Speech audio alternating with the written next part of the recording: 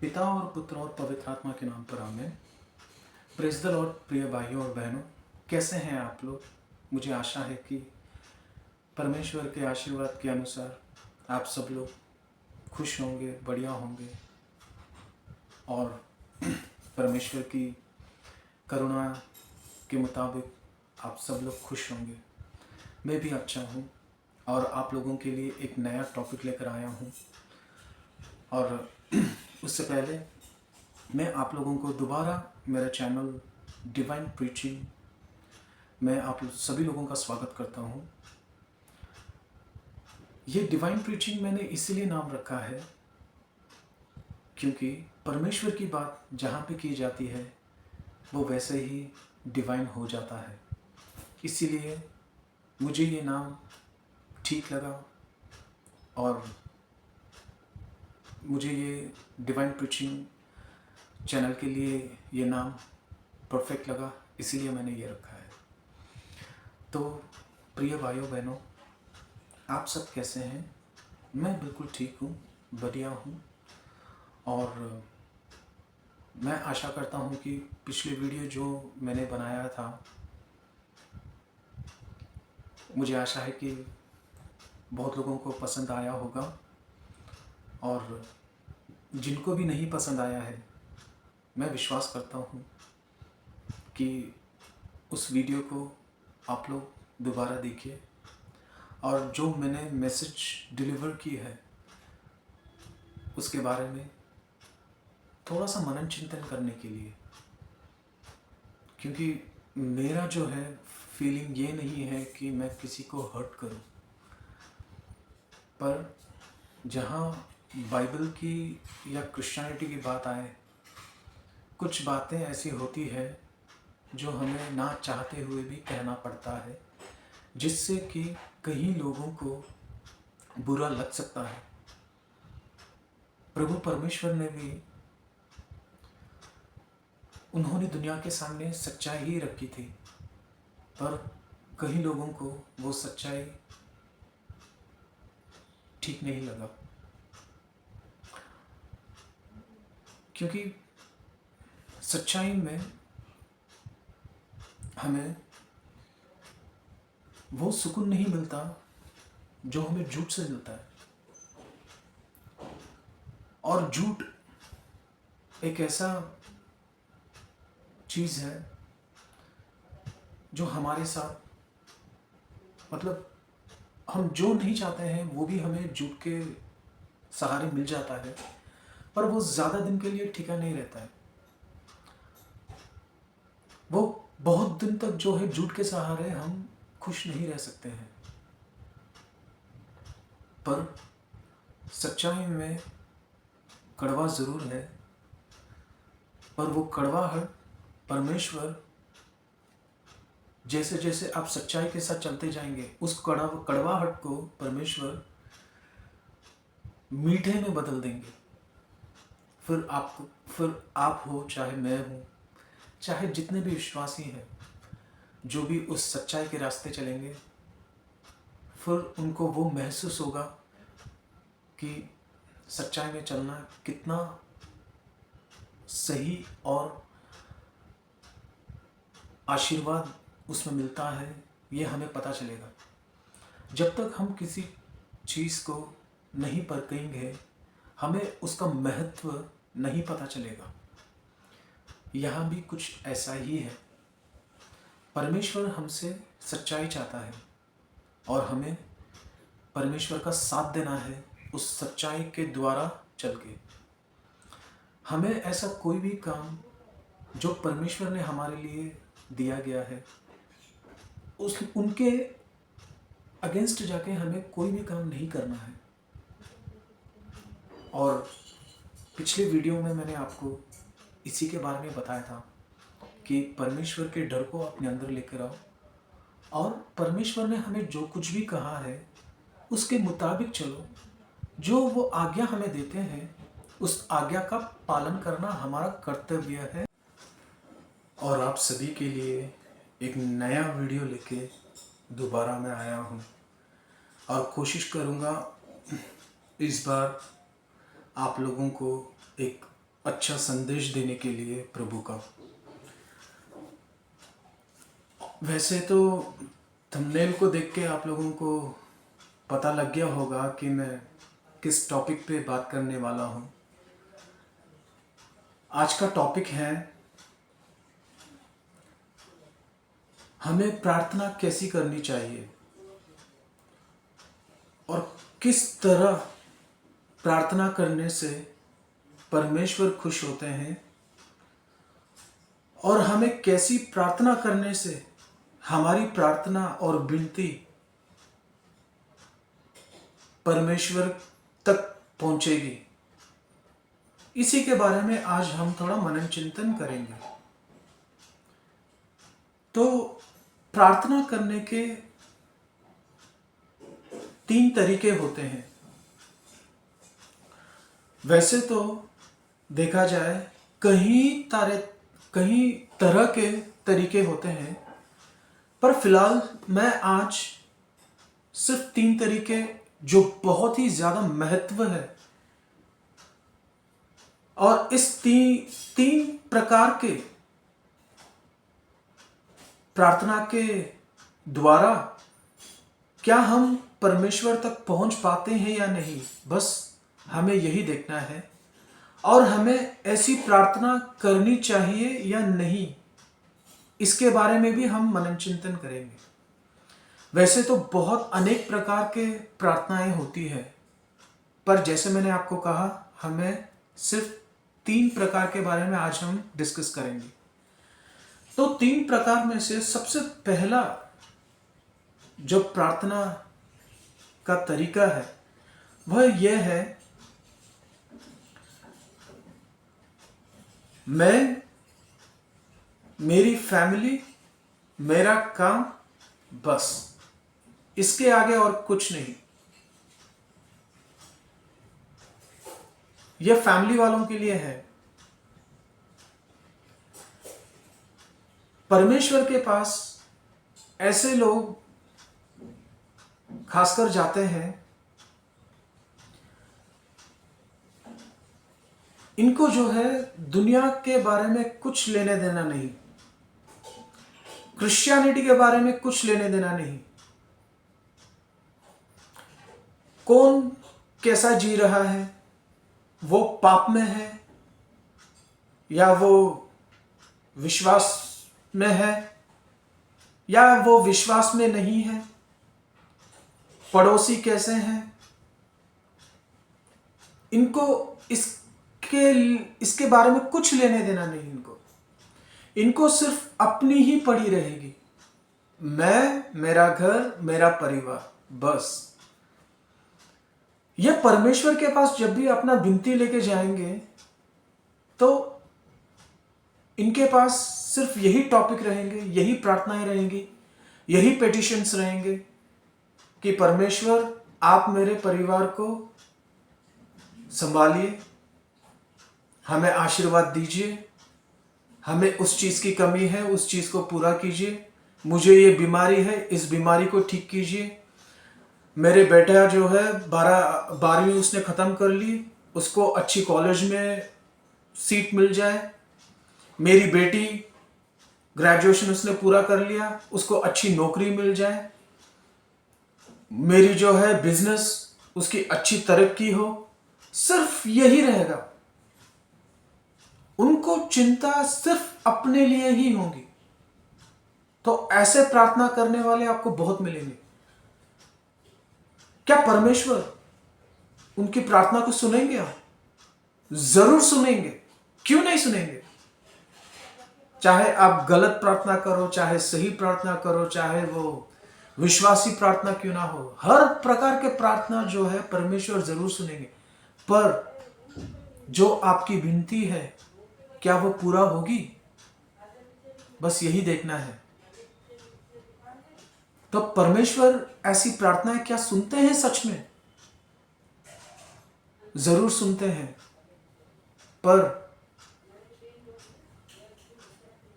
क्रिस्त में प्यारे भाइयों बहनों, इस चीज का ध्यान रखना है।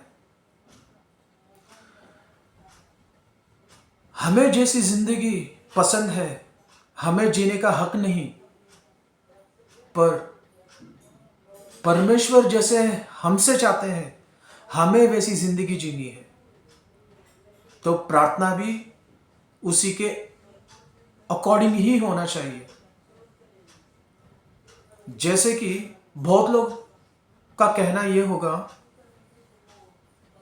परमेश्वर ने तो हमें चॉइस दे दी, और वो ये कहते हैं कि चाहे तुम ऐसे जी सकते हो या तुम परमेश्वर के साथ जी सकते हो स्पिरिचुअल लाइफ, मैंने तुम्हें चॉइस दे दी। तो बहुत लोग क्या करते हैं, जो उनको सही लगता है वो वैसी ही जिंदगी जीते हैं। पर बाइबल क्या कहता है, हमें अपनी मन मर्जी की जिंदगी नहीं जीनी है, हमें जीनी है जैसे परमेश्वर ने कहा है वैसे जिंदगी। जब यीशु मसीह आए थे, उन्होंने परमेश्वर का इच्छाएं पूरा की, तो उसी के अनुसार वो जीवन जिए।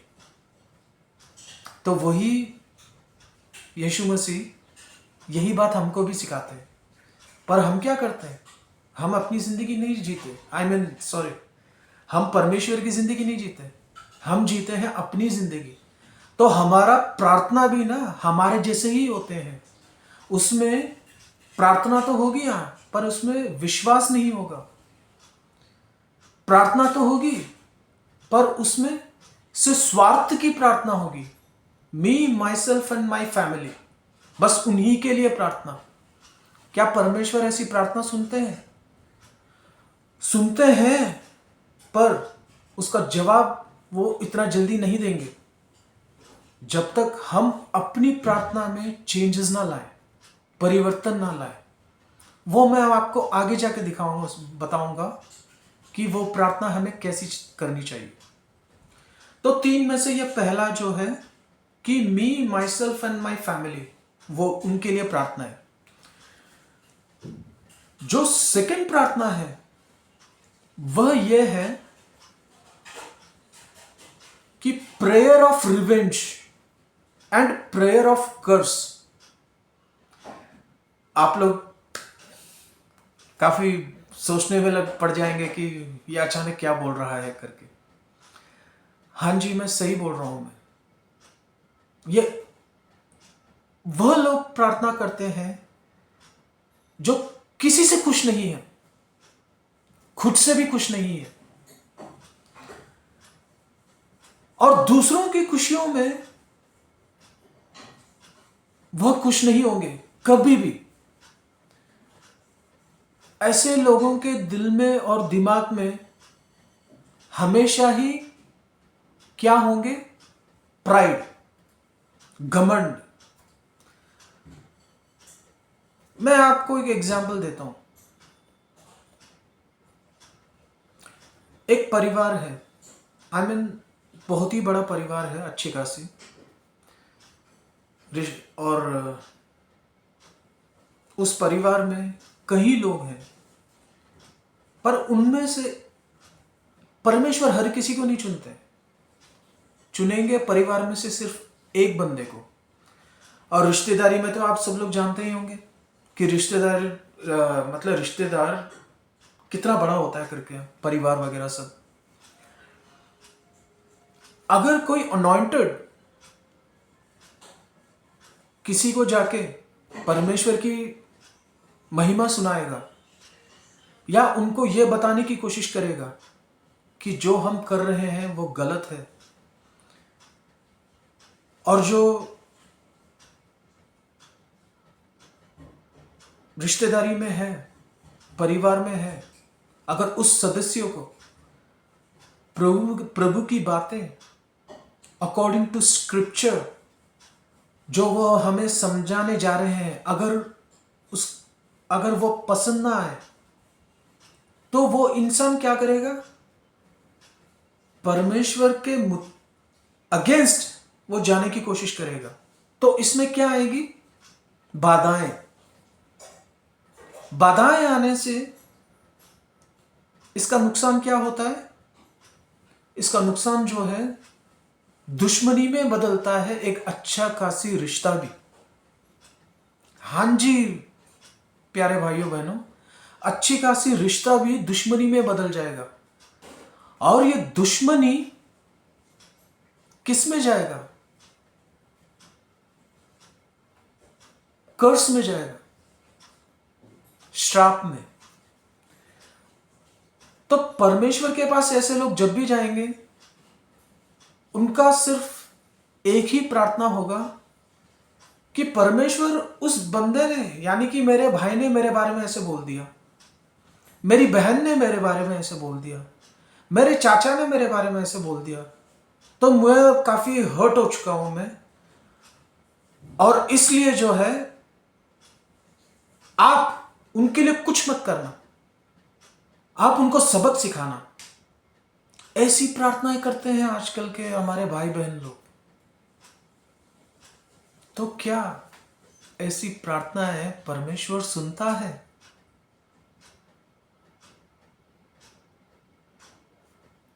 यहां भी एक छोटा सा एग्जाम्पल आपको देना चाहूंगा। जब यीशु मसीह आखिरी दिन Maundy Thursday mount of olive वहां पे वो प्रार्थना करने गए, उनको पता चल गया कि बस ये मेरी आखिरी रात है। प्रिय भाइयों बहनों, आप सभी को पता होगा कि उस वक्त क्या हुआ करके। उनको मारा गया, पीटा गया, उनके मुंह पे थूका गया, बहुत उनके साथ जो हमें, मतलब एक दुश्मन के साथ भी ऐसे नहीं करेंगे जितना कि हम पापियों ने प्रभु यीशु मसीह के साथ किया। पर उन्होंने कभी उनको कर्स नहीं किया जीसस ने, बल्कि उनके लिए उन्होंने प्रार्थना की। उन्होंने ऐसे लोगों के लिए माफी मांगा अपने पिता से। मगर हम क्या करते हैं, कोई हमारे दिल को चोट पहुंचाता है, हम गुस्सा हो जाते हैं। अगर हमारे भलाई के लिए कोई हमें अच्छा बताएगा या सिखाएगा, हम उसके ऊपर गुस्सा हो जाएंगे। और ये जो दुश्मनी इसी में से ही पैदा होके आती है। आजकल का जमाना यह है कि किसी को अच्छा बताओ ही मत। अगर बताओगे तो फिर दुश्मनी के लिए तैयार रहो। तो ऐसे लोग जो है परमेश्वर के पास अपनी जो है विनती लेके जाते हैं, सिर्फ यही कि उनसे अच्छा मैं हूं और वो लोग जो है नरक में जाएं, उन लोगों का बेड़ा गर्क हो, वो लाइफ में कभी आगे ना बढ़ पाए, उनके बच्चे बिगड़ जाएं। तो ऐसी ऐसी गलत गलत प्रार्थनाएं जो करते हैं आजकल के हमारे भाई बहन लोग, तो ये बहुत गलत है। तो ऐसी प्रार्थनाएं तो परमेश्वर कभी सुनता ही नहीं, सीधा डोर क्लोज कर देगा। परमेश्वर ऐसी प्रार्थनाएं नहीं सुनते। तो हमें ऐसी प्रार्थना करने से बचना है मेरे प्यारे भाइयों बहनों। हमारा परमेश्वर ने हमें यही सिखाया है, चाहे वो कोई भी हो, यदि वो हमारा दुश्मन भी क्यों ना हो, अगर वो हमारे लिए बुरा सोचता है, हमें उनके लिए प्रार्थना करनी चाहिए। अगर वो हमारे ऊपर दुश्मनी दिखा रहा है या निकाल रहा है, हमें सेम वही चीज उसके साथ नहीं करनी चाहिए। तो कितने लोग हैं इस चीज को हम फॉलो करते हैं आजकल के ज़माने में? तो मुझे नहीं लगता है, बट करते होंगे बहुत लोग, बट बहुत रेयर, कम लोग। तो तीसरी प्रार्थना में से ये दूसरी प्रार्थना है जो परमेश्वर नहीं सुनेंगे।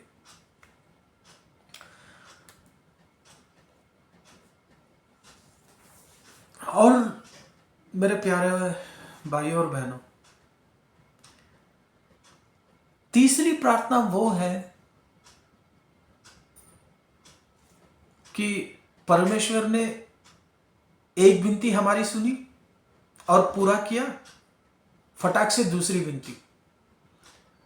वो परमेश्वर हमें देने ही वाला होगा। हमें किस चीज की होगी? तीसरी विनती की।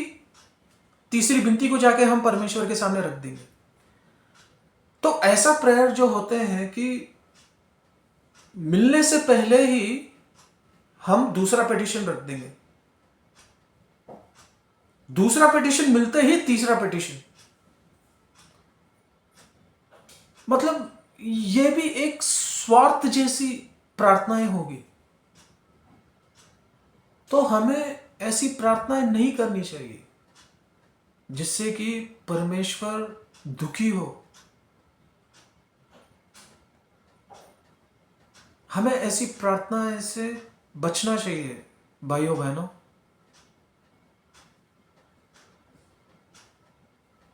अब आप बाइबल को ही ले लीजिए। Abraham, according to Bible, he is the father of nation. क्यों फादर ऑफ द नेशन उनको कहा गया है? क्योंकि वह परमेश्वर के लिए बहुत विश्वासी थे। परमेश्वर ने उनको जो कुछ भी कहा उन्होंने किया। क्यों किया? क्या उन्होंने परमेश्वर को देखा? नहीं, पर सिर्फ उनकी आवाज सुनी उन्होंने, और जो भी परमेश्वर उनको बताए गए उन्होंने उस पर विश्वास रखा, विश्वास किया, और उसी के अनुसार वो चलते गए। परमेश्वर सोदोम गोमोरा को नष्ट करने के लिए, बर्बाद करने के लिए आए। कहां है? सीधा अब्राहम के पास। अब्राहम ने क्या किया?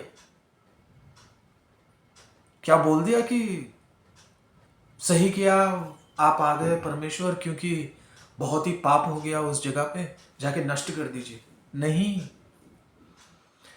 नहीं मेरे प्यारे भाइयों बहनों, उन्होंने ऐसे नहीं किया। बल्कि उन्होंने विनती की, अगर वहां पे 50 लोग भी अगर विश्वासी होंगे तो प्लीज उस जगह को माफ कर दीजिए। परमेश्वर ने कहा जरूर। 50 से लेके उन्होंने 40, 30, 20, 10 तक आ गए।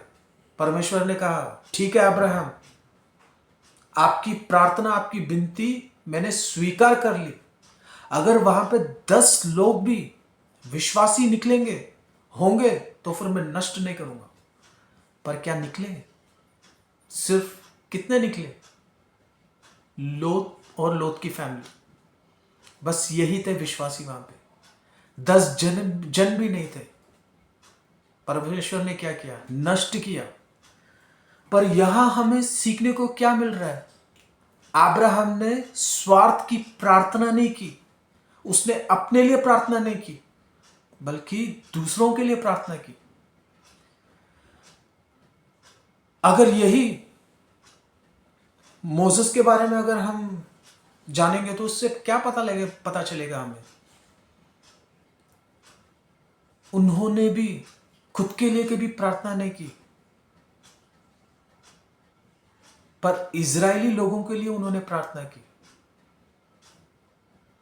परमेश्वर से उन्होंने ऐसे ऐसे वार्तालाप आए कि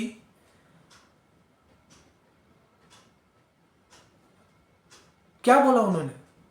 क्या मैंने ये इजरायली लोगों को मैंने पैदा किया? मगर जब आप इजिप्ट से लेकर आ गए उस प्रॉमिसिंग लैंड तक, आपको पहुंचाने का जिम्मेदारी है। अब आप ही लोग उनको मारोगे, ये किसने कहा? मूसा ने कहा। किसको? परमेश्वर को। तो परमेश्वर क्या नाराज हो गए मूसा से? नहीं, क्योंकि उनके प्रार्थना किसके लिए थी? दूसरों के लिए।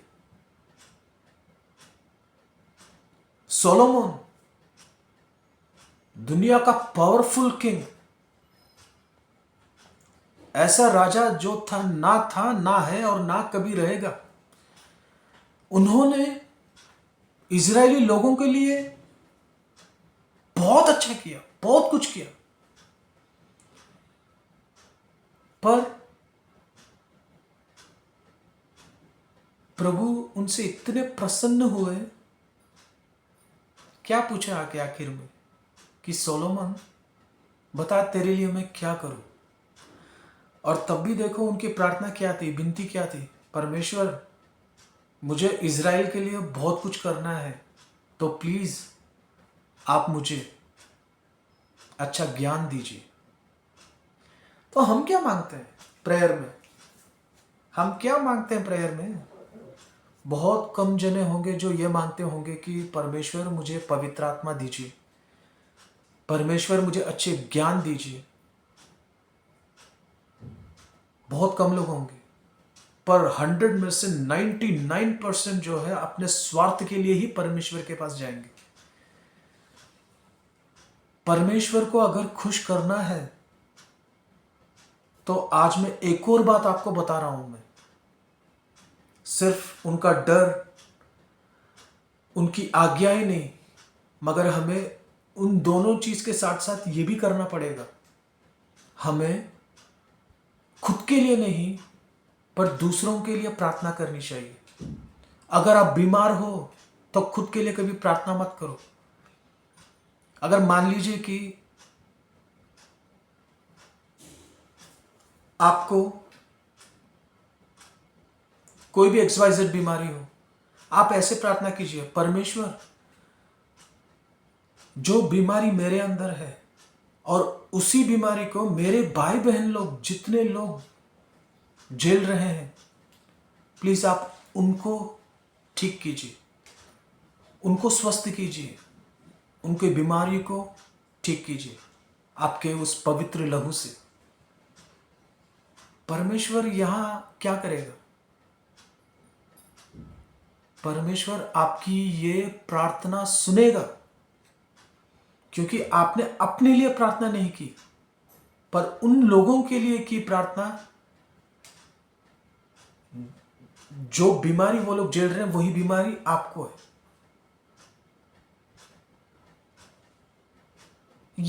ये होता है प्रेयर का तरीका। प्रेयर, प्रार्थना करने की जो है तरीका ये होता है। परमेश्वर जब आए हमें उन्होंने प्रेयर सिखाया। क्या सिखाया उन्होंने? उन्होंने यही सिखाया कि कभी तुम अपने लिए प्रार्थना मत करो। जब इजरायली लोग परमेश्वर से पूछते हैं कि हमें प्रार्थना करना सिखाइए, उन्होंने क्या सीधा लेते ये बोला कि तुम अपने लिए प्रार्थना करो करके? नहीं, उन्होंने क्या सिखाया हमें? हे हमारे पिता जो स्वर्ग में है, तेरा नाम पवित्र किया जाए, तेरा राज्य आए। यहां कहां परमेश्वर ने अपने लिए, जीसस ने अपने लिए प्रार्थना की? नहीं, पिता परमेश्वर के लिए प्रार्थना की। अगर आप पूरा हे हमारे पिता जो स्वर्ग में है ये पूरा प्रार्थना आप पढ़ेंगे तो उसमें आपको पता चलेगा कि परमेश्वर ने कभी स्वार्थ की प्रार्थना नहीं की। तो हमें भी वैसे ही प्रार्थना करनी चाहिए मेरे प्यारे भाइयों बहनों। दूसरों के लिए प्रार्थना करो, इजराइल के लिए प्रार्थना करो, इजराइल के लोगों के लिए प्रार्थना करो, हमारे क्रिश्चियन भाई बहनों के लिए प्रार्थना करो, वर्ल्ड पीस के लिए प्रार्थना करो, और जितने भी ये जो अनाथ लोग हैं, जितने भी मरीज लोग हैं, इन सब के लिए प्रार्थना करो। ऐसी प्रार्थनाएं जब आप करोगे तो परमेश्वर आपको बिना मांगे ही वो सब कुछ प्रदान कर देंगे। हाँ मेरे प्यारे भाइयों बहनों, वो सब कुछ आपको मिल जाएगा बिना मांगे। यही परमेश्वर कहते हैं, यही प्रार्थना करने का तरीका होता है। तो इसके बारे में ज़रा मनन चिंतन कीजिए और मुझे कमेंट करके बताइए कि आपको ये वीडियो कैसी लगी। और